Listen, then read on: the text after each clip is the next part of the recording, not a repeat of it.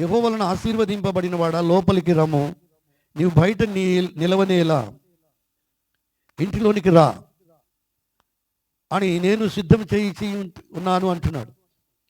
కాబట్టి వారు కొత్తవారు కాబట్టి, వారికి ఇంకా పరిచయం కాలేదు కాబట్టి, రిబ్కాను బట్టి వారికి పరిచయం కలిగి ఉంది. వారి లోనికి వెళ్ళలేనప్పుడు, బయట నిలబడినప్పుడు మనం కూడా పిలుస్తూ ఉంటాం. ఎవరైనా వస్తే లోపలికి రండి, కూర్చోండి అని పిలుస్తూ ఉంటాం. అప్పుడు లోనికి వచ్చిన తర్వాత, వాళ్ళు కూర్చున్న తర్వాత వాళ్ళకి టీనో ఏదో ఒకటి మనం పరిచర్య చేస్తుంటాం తెలిసిన వాళ్ళకి. అలాగా దేవుని వాక్యంలో నీకు దేవుని వాక్యము నిన్ను పిలుస్తుంది. ఈరోజు దేవుని వాక్యము నిన్ను ఆహ్వానిస్తుంది. దేవుడు నిన్ను పిలుస్తున్నాడు రమ్ము అని. నువ్వెలా బయట నిలబడి ఉన్నావు? బయట అనగా లోకము. బయట అనగా లోకములో ఉన్నటువంటివన్నీ కూడాను దేవునికి విరోధమైనటువంటివి, దేవునికి ఇష్టం లేనటువంటివి. బయట అనేకమైనటువంటి ఆకర్షణలు, అనేకమైనటువంటి కార్యాలు, శరీర కార్యాలు సమస్తములు ఉంటున్నాయి. బయట పాపం ఉంటున్నది. కాబట్టినే ఈనాడు ప్రజలను దేవుడు పిలుస్తున్నాడు. ఎంతవరకు నువ్వు బయట ఉంటావు? దేవుని చేత ఆశీర్వదింపబడిన వాడా, నువ్వు లోపలికి రా.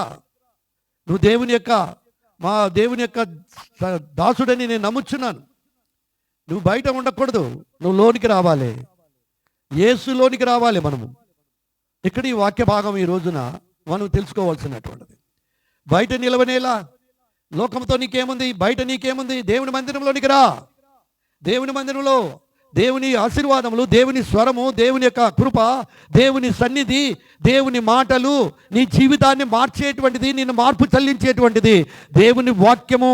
దేవుడు ఉన్న స్థలంలోనికి నువ్వు రా. బయట సాతానుడు ఉన్నాడు. బయట లోకముతో నింపబడినటువంటిది. ఎంతకాలం ఇంకా నువ్వు బయట ఉంటావు? ఎంతకాలం ఇంకా ఈ లోకంతో నీవు జీవిస్తావు? కాబట్టినే దేవుడు ఇక్కడ చెప్తున్నటువంటి వాడు. ఆ మాటను మనం చూసినప్పుడు, దేవుని వల్ల నువ్వు ఆశీర్వదింపబడ్డావా? లోపలికి రా. అయితే దేవుని చేత ప్రత్యేకింపబడినారా? మీకు బయట ఏం పని? దేవుని చేత బాప్తీసం తీసుకున్నావా? నీకు బయట ఏం పని? దేవుని యొక్క చేత నువ్వు క్రైస్తవురాలని పెట్టుకుంటున్నావు, నీకు బయట ఏం పని? దేవుని యొక్క కృపలో నమ్ముతూ దేవుని వాక్యాన్ని చేత పట్టుకొని తిరుగుతున్నావు, బయట ఏం తిరుగుతున్నావు? లోపలికి రా. దేవుని సన్నిధిలోనికి రా. యేసు ప్రభు చెప్పాడు అక్కడ ప్రకటన గ్రంథం 3:20 ఆయన తలుపు నొద్ద నిలుచుండి తట్టుచున్నాడు. ఎవడైనా నా స్వరము విని తలుపు తీస్తే నేను లోనికి వస్తా. Praise God.